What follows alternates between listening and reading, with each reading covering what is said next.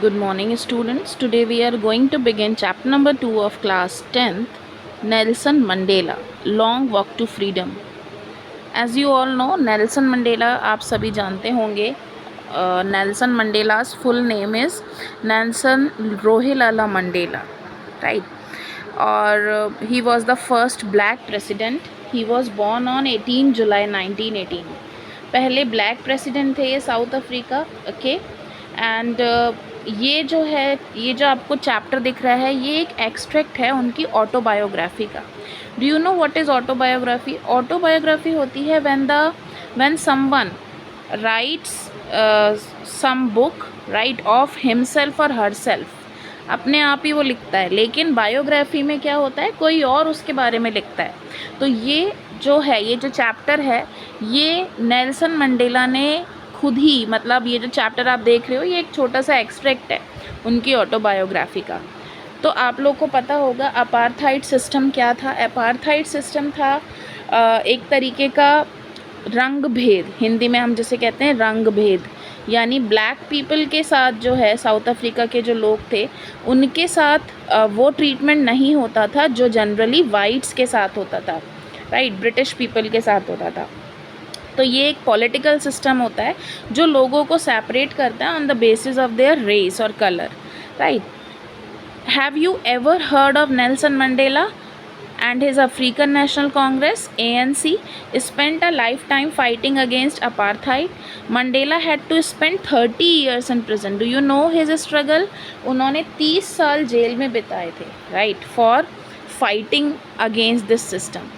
Finally, democratic elections were held in South Africa in 1994 and Mandela became the first black president of a new nation.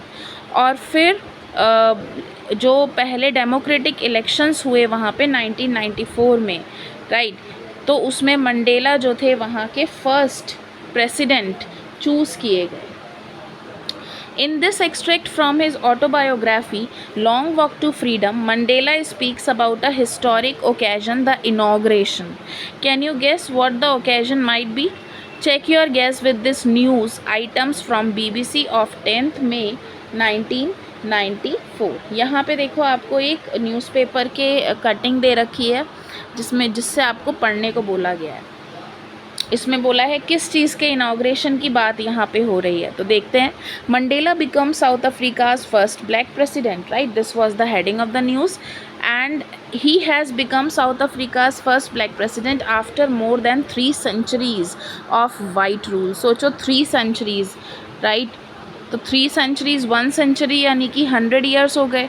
तो after 3 centuries white rule होने के बाद, यानी Britishers का वहाँ पर मतभेद रखने के बाद, मिस्टर मंडेला जो थे वो, उनकी जो अफ्रीकन नेशनल कांग्रेस थी वो जीती 252 वोट से ऑफ 400 सीट्स पहले डेमोक्रेटिक इलेक्शंस में साउथ अफ्रीका की हिस्ट्री में. Inauguration ceremony took place in the Union Buildings amphitheater in Pretoria today, attended by politicians and dignitaries from more than 140 countries around the world. यहाँ लिखा है कि फिर inauguration ceremony जो वहाँ की थी, राइट, फर्स्ट डेमोक्रेटिक जो इनकी पार्टी बनी, तो वो कहाँ हुई थी?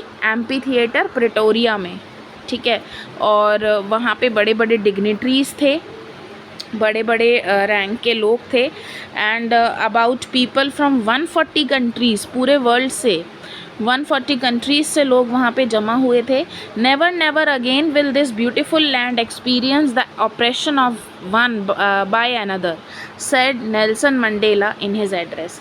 और जब वहाँ पे नेल्सन मंडेला ने अपनी एड्रेस किया, अपनी स्पीच दी, तो उन्होंने ये बोला कि कभी भी ऐसा नहीं होना चाहिए कि इस ब्यूटीफुल जगह पर, इतने खूबसूरत लैंड पे, कभी भी ऐसा नहीं होना चाहिए कि किसी के साथ भी ऑपरेशन हो. ऑपरेशन का मतलब होता है विरोध करना, ठीक है. कोई भी किसी का विरोध नहीं करे अब दोबारा से, कभी ऐसा ना हो, और हमेशा इसी तरीके से चलता रहे.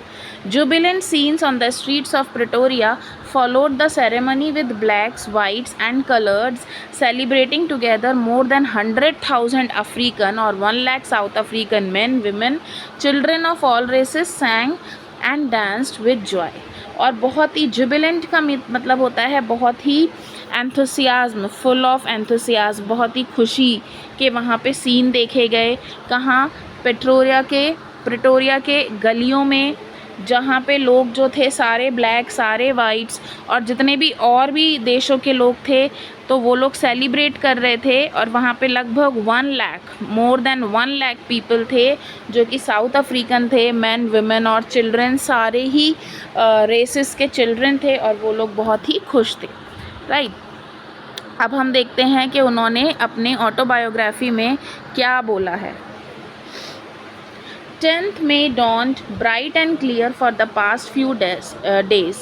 I had been pleasantly besieged by dignitaries and world leaders who were coming to pay their respect before the inauguration. यहाँ पे वो क्या बोल रहे हैं? dawn का मतलब हो रहा है कि शुरुआत, किसी चीज़ की शुरुआत, राइट। और besieged का मतलब होता है to be surrounded by, here it is given, आस पास मतलब सराउंड सबने कर रखा है। और डिग्निटरीज का मतलब मैं पहले ही बता चुकी हूँ, डिग्निटरीज का मतलब होता है कि हाई रैंक ऑफिसर, राइट। और तो यहाँ पे वो क्या कर रहे हैं कि क्या बोल रहे हैं कि जो 10th में था वो बहुत ही ब्राइट और क्लियर था और कुछ दिनों से मैं बहुत ही खुश हूँ।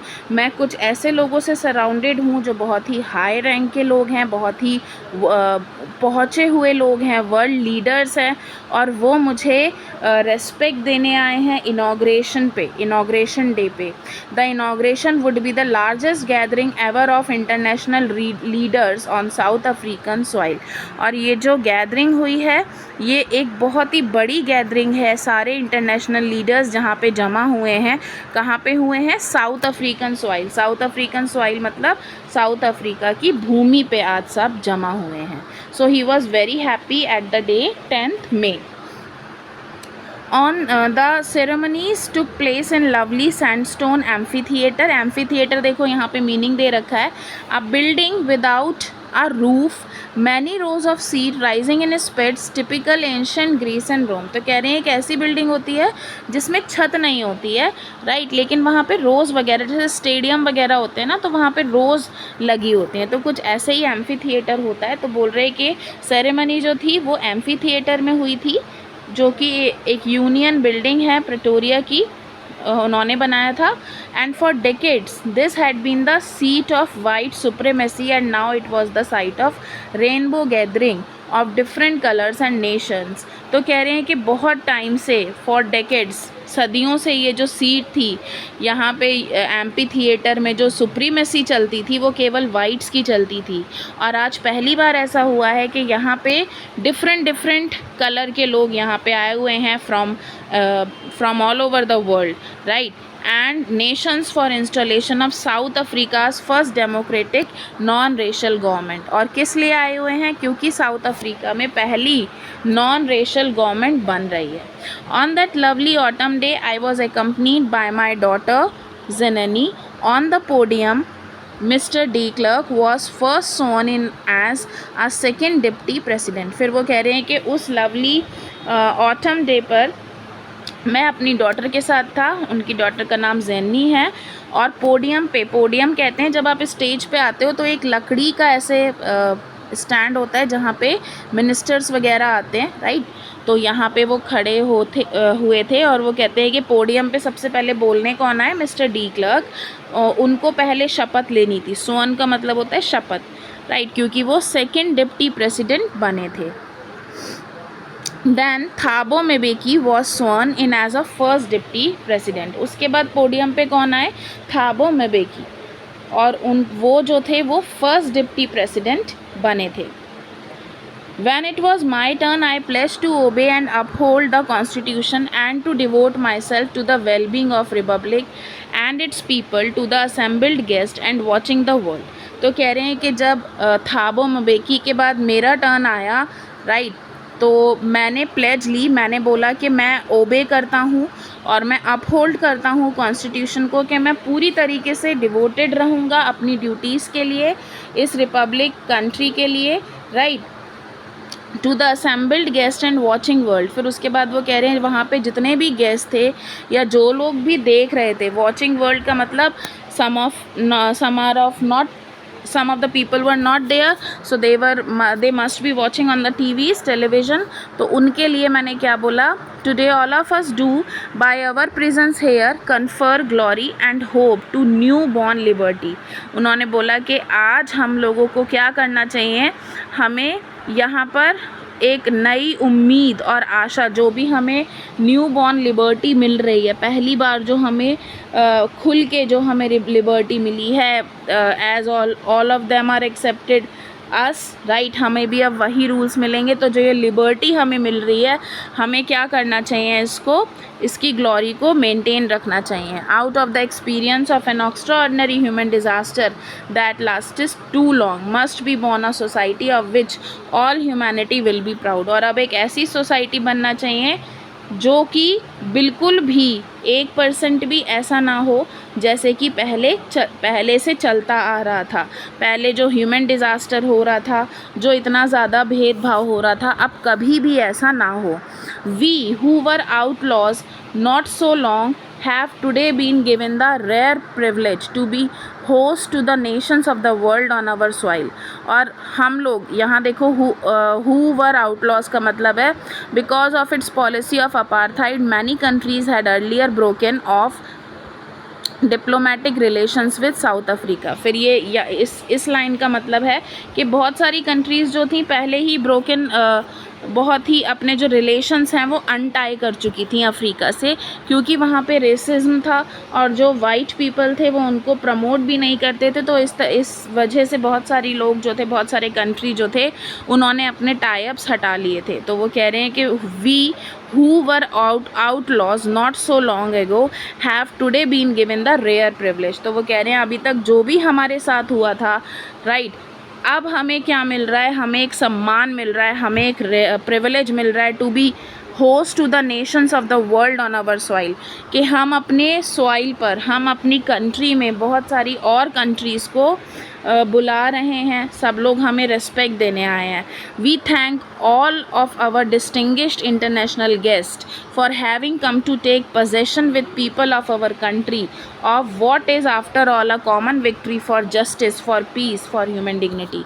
और उन्होंने सारे ही डिस्टिंग्विश्ड गेस्ट को, सारे डिग्निटरीज़ को एड्रेस किया कि मैं बहुत ही खुश हूँ कि आप लोग हमारे लैंड पे आए, क्योंकि ये एक तरीके की कॉमन विक्ट्री है, ये हमारी सबकी विक्ट्री है, क्योंकि ये विक्ट्री ऑफ जस्टिस है, ये इंसाफ की विक्ट्री है, ये पीस की विक्ट्री है, शांति की विक्ट्री है, और ये एक ह्यूमन डिग्निटी, ह्यूमन रिस्पेक्ट की विक्ट्री है। We have at last achieved our political emancipation, और एटलीस्ट हमने अपना टारगेट, हमारा इमेंसिपेशन यानी कि फ्रीडम फ्रॉम रिस्ट्रिक्शन, फाइनली हमने एकम्प्लिश कर लिया, हमने पा लिया। We pledge ourselves to liberate all our people from the continuing bondage of poverty, deprivation, suffering, gender and other discrimination. फिर उन्होंने कहा कि मैं चाहता हूँ कि मेरी कंट्री के जितने भी लोग हैं उनमें ना तो कोई अब पुअर रहे, पोवर्टी से मैं बाहर निकाल पाऊँ, राइट, और उनको वो डेप्राइव्ड ना हो, जो भी उनके राइट्स हैं उनको उसके बेनिफिट्स पता हो, कोई भी जेंडर डिस्क्रिमिनेशन ना हो या कोई भी अदर डिस्क्रिमिनेशन ना हो। जेंडर डिस्क्रिमिनेशन मतलब डिस्क्रिमिनेशन, भेदभाव जब हम मेल और फीमेल्स में करते हैं, तो वो कहते हैं कोई भी ऐसा भेदभाव ना हो। Never never and never again shall it be that this beautiful land will again experience the oppression of one by other. और वो कहते हैं कभी कभी और कभी भी नहीं, कभी नहीं, कभी नहीं और कभी भी नहीं, मैं चाहता हूँ ये देखना कि यहाँ दोबारा से किसी भी तरीके का ऑपरेशन शुरू हो जाए। The sun shall never set on so glorious a human achievement. Let freedom reign. God bless Africa। और उसके बाद कहते हैं कि कभी भी ऐसा ना हो कि जो ये आज हम इतने ग्लोरी में हैं, हम इतना इस चीज़ को सेलिब्रेट कर रहे हैं अपने रिपब्लिक को, कभी ऐसा ना हो कि उसका सूरज जो है वो डूब जाए, right. Let freedom reign, God bless Africa. और वो कहते हैं कि हम हमेशा, हमारी जो फ्रीडम है वो ज़िंदा रहे, वो जीते, और अफ्रीका पर भगवान की कृपा बनी रहे। A few moments later, we all lifted our eyes in awe as a spectacular array of South African jets। Spectacular array का क्या मतलब है? एक कलरफुल डिस्प्ले, किसी भी चीज़ का बहुत ही सुंदर तरीके से डिस्प्ले करना। फिर वो कहते हैं कि कुछ टाइम बाद क्या हुआ, हमने ऊपर देखा, एक बहुत ही सुंदर नज़ारा था। जितने भी ट्रूप थे वहाँ पे roared in perfect formation over the union buildings, यानी ऊपर कोई हमने बहुत ही इतनी अच्छी एक फॉर्मेशन देखी। It was not only a display of pinpoint precision and military force but a demonstration of military's loyalty to democracy to a new government that had been freely and fairly elected. वो कह रहे हैं कि ऊपर जो हम अपने troops देख रहे थे सोल्जर्स के, वो कोई पैटर्न फॉर्म कर रहे थे, स्पेक्टेक्युलर एरे फॉर्म कर रहे थे, राइट। और ये केवल उनकी ड्यूटी नहीं थी या फिर केवल ऐसा डेमोन्स्ट्रेशन नहीं था, बल्कि उनकी लॉयल्टी थी अपने डेमोक्रेसी के लिए, to a new government that had been freely and fairly elected. यानी उनकी एक तरीके की वो रेस्पेक्ट थी, जो भी वो हमारे लिए ऊपर पैटर्न बना रहे थे, जो भी हमारे लिए इतने अमेजिंग, ऑ का मतलब होता है अमेजिंग, पैटर्न हमारे लिए ड्रॉ कर रहे थे, वो उनकी लॉयल्टी थी उनके देश के लिए। Only moments before the highest generals of South African defence force and police their chest bedecked, right, their chest bedecked, bedecked का मतलब होता है decorated with ribbons, medals and days gone by saluted me and pledge their loyalty. फिर वो कहने लगे कि just after the newly elected president's address, जैसे ही उनका एड्रेस ख़त्म हुआ, एक बहुत ही जो फाइटर जेट्स थे उन्होंने हेलीकॉप्टर से, या सोल्जर्स ने हेलीकॉप्टर्स पर बहुत ही अच्छा सा एक पैटर्न बनाया, और ये सिंबलाइज़ कर रहा था हमारे लिए उनकी रिस्पेक्ट को, राइट। और उसके बाद जो हाई कमांडर्स थे जिन्होंने मेडल्स वगैरह भी जीते थे, राइट, अपनी ब्रेवरी के लिए, also saluted and promise their loyalty, उसके बाद उन्होंने भी सैल्यूट किया और उन्होंने अपनी लॉयल्टी को प्रॉमिस किया। मंडेला ने ये भी मेंशन किया कि वो वेल अवेयर हैं कि ये जो कमांडर्स हैं जो अब उन्हें सैल्यूट कर रहे हैं, would have arrested him under the previous rule as during the oppressive white supremacy. वो कह रहे हैं कि यही कमांडर्स ने उन्हें पहले अरेस्ट किया था, जो आज उनको सैल्यूट कर रहे हैं, राइट। कई साल पहले इन्होंने ही उसको अरेस्ट किया था। Finally a chevron of Impala jets left a smoke trail of the black, red, green, blue and gold of the new South African flag. और उसके बाद क्या हुआ, वहाँ पे शेवरॉन का मतलब होता है शेप ऑफ वी शेप से उन्होंने स्मोक की हेल्प से क्या बनाया, अफ्रीकन फ्लैग बनाया, ब्लैक, रेड, ग्रीन, ब्लू और गोल्ड का, जो कि अब न्यू साउथ अफ्रीकन फ्लैग था। The day was symbolise for me by the playing of our 2 national anthems. फिर वो कहते हैं कि अब जो वो दिन था, उस दिन 2 नेशनल एंथम हमने स्टार्ट किए। And the vision of white singing Nkosi Sikelel' iAfrika and black singing Die Stem the old anthem of the republic. फिर कहने लगे कि उस दिन हमने 2 नेशनल एंथम गाए। एक तो वाइट्स हमेशा गाते थे निकोसी सलीली अफ्रीका, इसको हम ऐसे प्रोनाउंसिएट करते हैं। निकोसी का मतलब होता है लॉर्ड, सकीली का मतलब होता है ब्लेस, और अफ्रीका राइट। तो एक तो उनका एंथम था, और एक क्या था, the old anthem of republic, वो था Die Stem. Although that day neither group knew the lyrics of the anthem they once despised, they would soon know the words of her, right। और कह रहे हैं कि उस दिन क्या था, उस दिन ऐसा नहीं था कि दोनों ही ग्रुप के लोगों को पूरे लिरिक्स आते थे, राइट।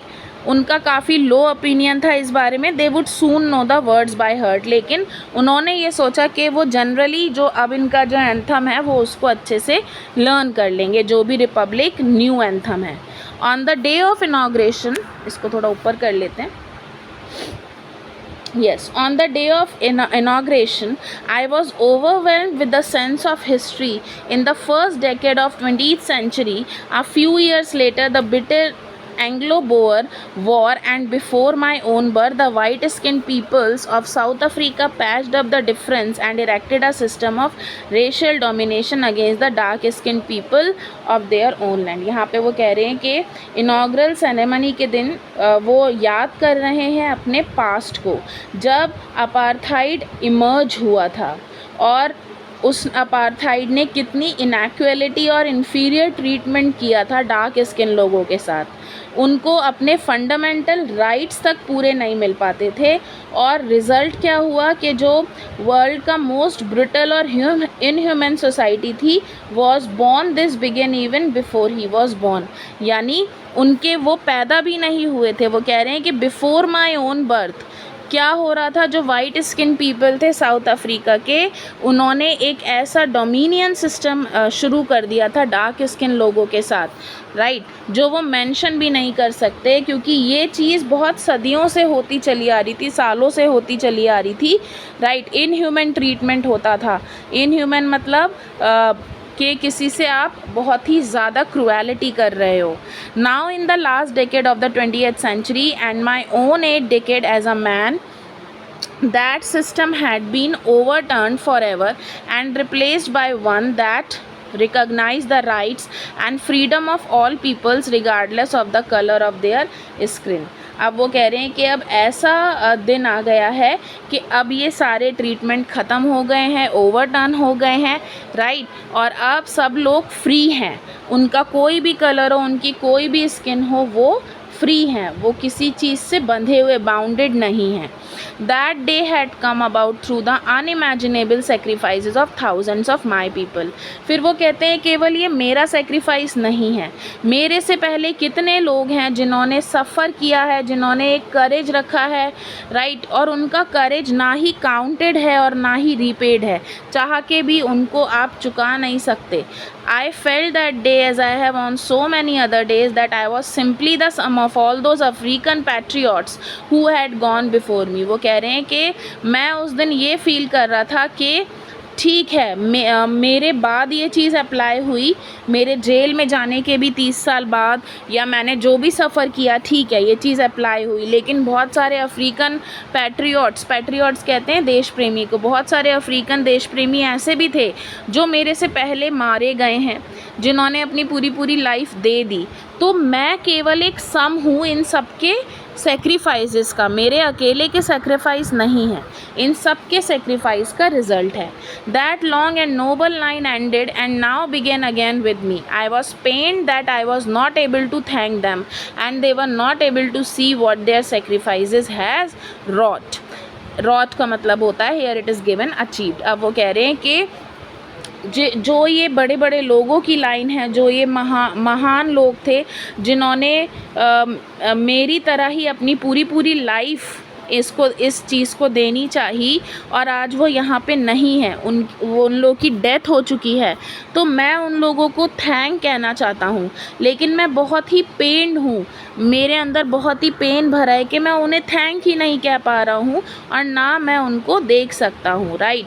और वो इस चीज़ को नहीं देख सकते हैं कि उनके इस योगदान से आज कितनी बड़ी उपलब्धि हमें प्राप्त हुई है, right. Hope you have understood till now, right? Next paragraph, the policy of apartheid created a deep and lasting wound in my country and my people। फिर वो कह रहे हैं कि जो अपार्थाइड की पॉलिसी थी ये एक तरीके का ज़ख्म था, वाउंड मतलब ज़ख्म, मेरी कंट्री पर और मेरे लोगों पर। All of us will spend many years if not generations recovering from that profound hurt। और हम सब लोगों को बहुत सारे साल बिताने पड़ेंगे, राइट, अगर जनरेशन्स नहीं तो बहुत सारे ईयर्स लगेंगे उस हर्ट को स्ट्रॉन्ग होने में, फिल होने में। But the decades of oppression and brutality had another unintended effect, that was that it produce the Oliver Tambos, Walter Sisulus, Chief Luthulis, the Yusuf Dadoos, Bram Fischers, Robert Sobukwes of our time, man of such extraordinary courage, wisdom and generosity that their like may never be known again। यहाँ पे देखिए ये सारे वो fighters हैं जिन्होंने apartheid के लिए स्ट्रगल किया था, राइट। ये इन्हीं सब लोगों की बात कर रहे हैं मंडेला के, ये सब लोग अब ना तो ये फ्रीडम को देखने के लिए हैं, ना रिपब्लिक अफ्रीका को ये देख सकते हैं, लेकिन ये मेरे अकेले का योगदान नहीं है, ये इन सब का ही योगदान है, right. Next paragraph, perhaps it requires such depth of operations to create such heights of character। My country is rich in the minerals and James that lie beneath it's soil.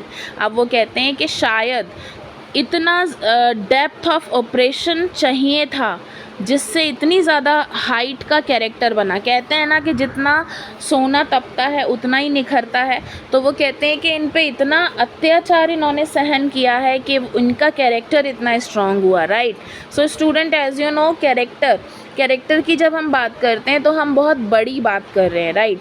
तो ये वही बोल रहे हैं कि इनका जो कैरेक्टर है, इनको जो आज लोग याद करते हैं, ये आसान नहीं था। इन्होंने इतना कुछ सहा है कि इतने स्ट्रांगली बिल्ट हुए।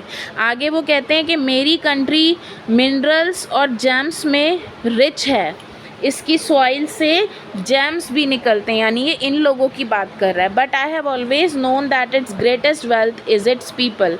वो कह रहे हैं कि ऑल दो मिनरल्स भी निकलते हैं मेरे सॉइल से, लेकिन मैं तो ऐसे ही लोगों की बात कर रहा हूँ जो असली इस देश की वेल्थ है। Finer and truer than the purest diamonds, diamond से भी खूबसूरत, डायमंड से भी प्योरेस्ट।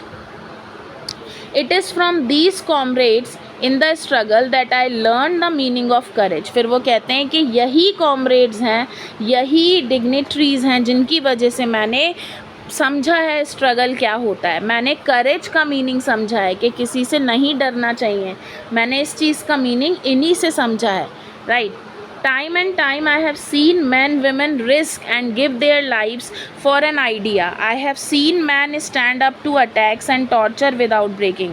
फिर वो कहते हैं कि बहुत समय से मैं देख रहा हूँ, मैंने बहुत सारे men, women को देखा है कि वो किस तरीके से अपनी लाइफ्स को रिस्क पे रख देते हैं, किस तरीके का उन्होंने टॉर्चर सहा है, क्रूएल्टी सही है, without breaking, showing a strength and resilience that defies the imagination. उन्होंने उन अटैक्स को बिना टूटे झेला है, राइट। और रेजिलियंस का मतलब होता है ability to deal with any kind of hardships and recover from its effect. और वो कितने रेजिलियंट थे कि उन्होंने इतनी सारी चीज़ें झेली और उसके बाद वो आगे बढ़ते गए। I learn that courage was not the absence of fear but the triumph over it. वो कहते हैं कि करेज का मतलब ये नहीं है कि आपके अंदर आपको डर ही ना लगे, बल्कि करेज का मतलब होता है जीत जाना अपने फियर से। The brave man is not he who does not feel afraid but he who conquers that fear.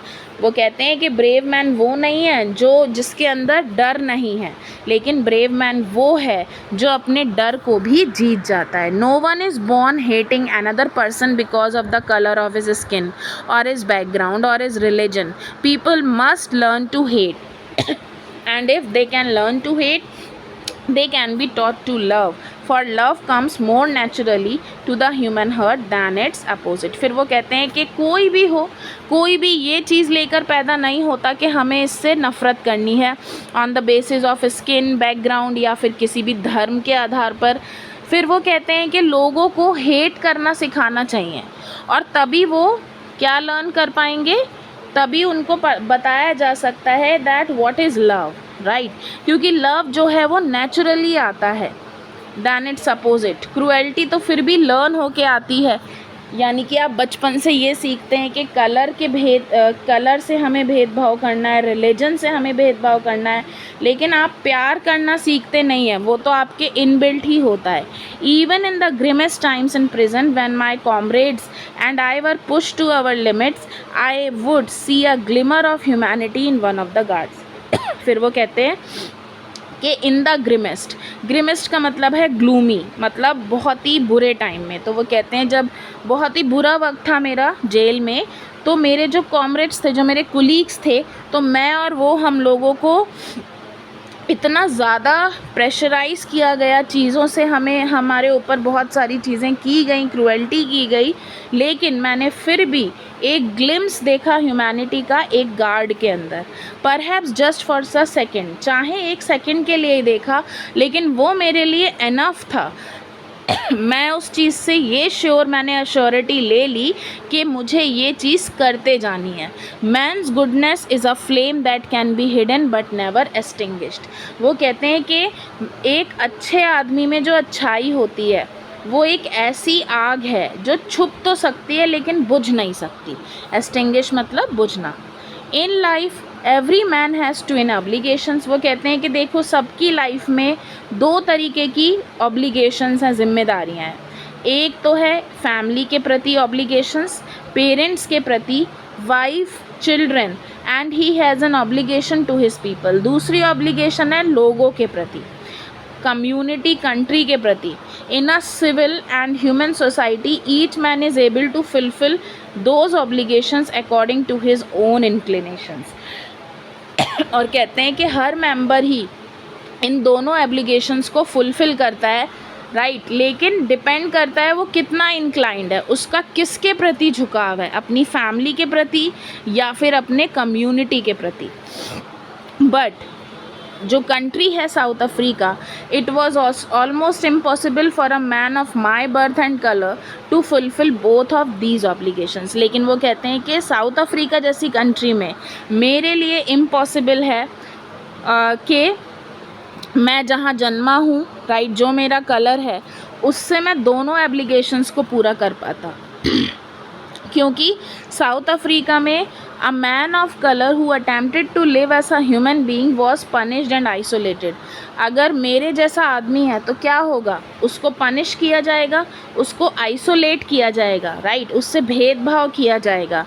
In South Africa a man who tried to fulfill his duty to his people was inevitably ripped from his family and his home and was forced to live apart, twilight existence of secrecy and rebellion।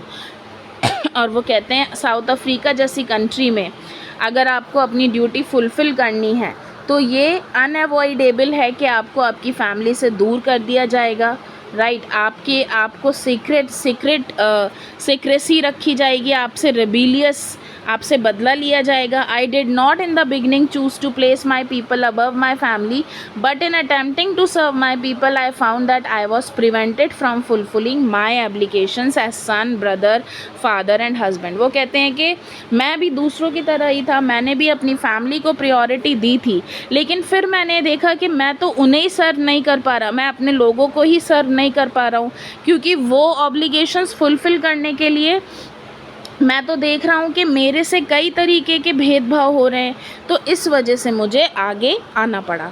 I was not born with hunger to be free, I was born free in every way that I could know, free to run in the fields near my mother's hut, free to swim in the clear stream that ran through my village, free to roast mealies under the stars and ride the broad backs of slow moving bulls. As long as I obeyed my father and abided by the customs of my tribe, I was not troubled by the laws of man और God. वो कहते हैं कि मैं जब पैदा हुआ था तो मैं बिल्कुल फ्री था। फ्री मतलब कि टोटली फ्री, कोई ऑब्लिगेशन मेरे ऊपर नहीं थी। मैं जब चाहूँ मैं फील्ड्स में जा सकता था, मैं जब चाहूँ अपने मदर्स के हट में जा सकता था, राइट, मैं भाग सकता था फील्ड्स में, मैं विलेज में दौड़ सकता था, राइट, और मैं मिलीज़ रोस्ट कर सकता था अंडर द स्टार्स, मैं ब्रॉड बैक्स जो है स्लो मूविंग बुल्स को मैं धक्का दे सकता था, राइड कर सकता था। और as long as I obeyed my father and abided by the customs of my tribe, I was not troubled by the laws of man और गॉड। और अगर मैं अपने फादर के साथ ही उनकी सारी लॉज और चीज़ों को मानता रहता तो मैं किसी भी चीज़ से परेशान नहीं था। It was only when I began to learn that my boyhood freedom was an illusion. लेकिन मुझे कब पता चला, मैं जब बड़ा हुआ और मैंने देखा कि जो फ्रीडम मुझे होनी चाहिए थी मुझे, वो सब केवल एक इल्यूजन था। इल्यूजन का मतलब धोखा। When I discovered as a young man that my freedom had already been taken from me, क्योंकि जब मैं बड़ा हुआ मैंने देखा मेरी फ्रीडम तो मेरे से पहले ही ली जा चुकी है। I began to hunger for it, मेरे अंदर उसकी भूख आ गई। At first as a transitory freedoms, transitory मतलब जो चीज़ टेम्परेरी हो, of being able to stay out at night, read what I pledged and go where I choose. Later, as a young man in Johannesburg, I earned for the basic and honorable freedoms of achieving my potential, of earning my keep, of marrying, having family, the freedom not to be obstructed in the lawful life.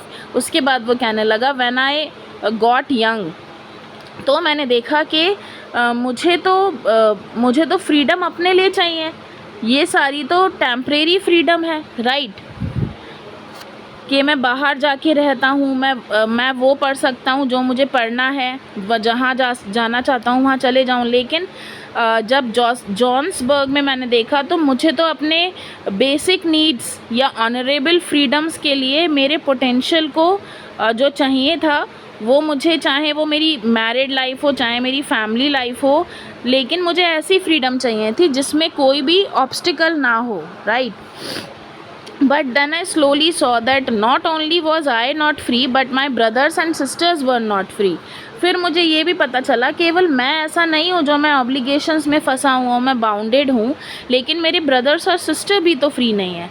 I saw that it was not just my freedom that was curtailed but the freedom of every one who look like I did. उसके बाद वो कहने लगे कि फिर मैंने सोचा केवल मैं ऐसा नहीं हूँ जिसकी फ्रीडम छीन ली गई है, लेकिन मेरे जैसे दिखने वाले हर आदमी की फ्रीडम छीन ली गई है। That is when I join the African national Congress, और उसके बाद उन्होंने ANC ज्वाइन किया। And that is when the hunger for my own freedom became the greater hunger for the freedom of my people. फिर कहने लगे कि उसके बाद मेरे अंदर एक हंगर पैदा हुई फ्रीडम को लेकर, राइट, और उसके बाद अपने लोगों को लेकर, right. It was this desire for the freedom of my people to live their lives and dignity and self-respect that animated my life, that transformed a frightened young man into a bold one। और उसके बाद वो कहने लगे फिर मेरे अंदर एक डिज़ायर, एक विश उठी कि मैं अपने लोगों को फ्री करूँगा, उनकी डिग्निटी, उनकी रिस्पेक्ट, सेल्फ रिस्पेक्ट जो मेरी लाइफ को जैसे ख़राब हो रही है ऐसी उनकी लाइफ को मैं नहीं ख़राब होने दूंगा। That transformed. तो कहने लगे कि मैं एक तरीके का फ्राइटेंड यंग मैन था, लेकिन मैं कैसा बन गया, मैं बोल्ड बन गया। और इस वजह से मैं पूरा ट्रांसफॉर्म हो गया। That drove a law abiding attorney to become a criminal. और इस वजह से मैं एक तरीके का लॉ अबाइडिंग अटर्नी था, यानी मैं ऐसा आदमी था जो मैं पूरे लॉ अकॉर्डिंग चलता रहता था, लेकिन मैं क्या बन गया, मैं क्रिमिनल बन गया। That turned a family loving husband into a man without home. और क्या हुआ कि मैं एक लविंग हस्बैंड कहलाता था, लेकिन मैं क्या बन गया, एक homeless man. That forced a life loving man to live like a monk. और मैं एक मॉन्क की लाइफ जीने को मजबूर हो गया। मॉन्क कहते हैं जो लोग चर्च में रहते हैं, फादर्स, आपने देखा होगा, राइट। तो वो कहने लगा कि मैं एक साधु संत या मॉन्क की लाइफ जीने को लायबल हो गया। I am no more virtuous man to live like a I am no more virtuous or self-sacrificing than the next man, but I found that I could not even enjoy the poor and limited freedoms I was allowed when I knew my people were not free। वो कहने लगे कि जो मैं था, मैंने ये चीज़ observe की कि वैसे तो मैं सेल्फ सेक्रीफाइसिंग इतना ज़्यादा नहीं था, इतना वर्चुअस नहीं था, लेकिन मैंने देखा कि कोई भी मैं तो एन्जॉय कर ही नहीं रहा, राइट, अपनी लिमिटेड फ्रीडम है, लेकिन लोग भी, मेरी तरह वाले लोग भी फ्री नहीं हैं। तो मेरे दिमाग में क्या आया, फ्रीडम इज़ इंडिविजिबल। मैंने सोचा कि फ्रीडम को तो इंडिविजिबल होना चाहिए। The chains on any one of my people were the chains on all of them, the chains on all my people were the chains on me. वो कहने लगा कि जैसे मेरे लिए अगर कोई चेन है तो वो मेरे लोगों के लिए भी चेन है, मेरे जैसे दिखने वालों के लिए भी चेन है, और उन पे चेन है, उन पे कोई बाउंडेशन है तो मेरे ऊपर भी वो बाउंडेशन है। I knew that the oppressor must be liberated just as surely as the oppressed. उसके बाद वो कहने लगा कि मैं इतना जानता था कि जो ऑप्रेसर है, ऑप्रेसर कहते हैं जो अत्याचार आप पर कर रहा है, वो कहते हैं कि मुझे लगता है कि ऑप्रेसर को फ्री होना चाहिए, उसे इस चीज़ से लिबरेट, आज़ाद हो जाना चाहिए, ठीक है। As surely as the oppressed, जिस पे अत्याचार हो रहा है, जो ऑप्रेस्ड है, उससे पहले किसको फ्रीडम चाहिए, ऑप्रेसर को। A man who takes away another man freedom is a prisoner of hatred. उन्होंने बहुत अच्छी बात बोली, उन्होंने बोला कि एक आदमी जो दूसरे की फ्रीडम लेता है वो एक्चुअली क्या है, प्रिजनर है। किस चीज़ का, हेट्रेड, क्योंकि उसको हेट्रेड पूरी तरीके से अपने कब्ज़े में ले लेती है। यानी सपोज़ एक आदमी किसी और से नफ़रत कर रहा है तो एक्चुअली वो खुद प्रिजनर है, क्योंकि उसके आसपास केवल नफरत है, हेट्रेड है. He is the lock behind the bars of prejudice. Prejudice मतलब होता है कि पहले से चली आ रही परंपरा जो कि गलत भी हो सकती है, राइट. तो वो कहते हैं कि जो ये आदमी होता है, जो अप्रेसर होता है, वो किसके पीछे है, वो भी प्रिजन में है. Bars of prejudice and narrow mindedness. उसका दिमाग अभी काफ़ी नैरो है. आई am not truly free if I am taking away someone else freedom. फिर वो कहते हैं कि अगर मैं किसी की फ्रीडम ले लूँगा तो मैं कैसे फ्री हूँ. Just as surely as I am not free when my freedom is taken from me. वो कहते हैं जिस तरीके से अगर मेरी फ्रीडम कोई ले ले तो ठीक है, मैं फ्री नहीं हूँ, लेकिन अगर मैं किसी की फ्रीडम ले लूँ तो भी मैं फ्री नहीं हूँ, क्योंकि मैं उसी के बारे में सोच रहा हूँ और मैं उसी के आसपास बाउंडेड हूँ. The oppressed and the oppressor alike are robbed of their humanity. वो कहते हैं कि ऑप्रेस्ड भी और ऑप्रेसर दोनों ही अपने जो भी हो रहा है वो दोनों ही रॉब्ड हैं, यानी दोनों ही फंसे हुए हैं. So students, these were the last lines said by the Nelson Mandela. There are certain comprehension checks given in this chapter. I hope you can try yourself, as I have explained you word to word and line to line explanation. This is a very nice chapter. I hope you have understood. And then if you find any difficulty also, you can tell me. I will make the PDF of the question answers, but I hope and I expect that you should make your question answers yourself by finding from the chapter, right? So there are certain comprehension check, you can try them, as well as these are the normal question answers. आप question answers को read करो. बहुत easy question answers हैं जिसके answer साफ साफ आपके paragraphs में भी दे रखे हैं, तो कोई ऐसी आपको प्रॉब्लम आएगी नहीं. लेकिन अगर किसी क्वेश्चन में आती है तो you can ask. Okay students, all the best, have a nice day and enjoy the explanation. Thank you.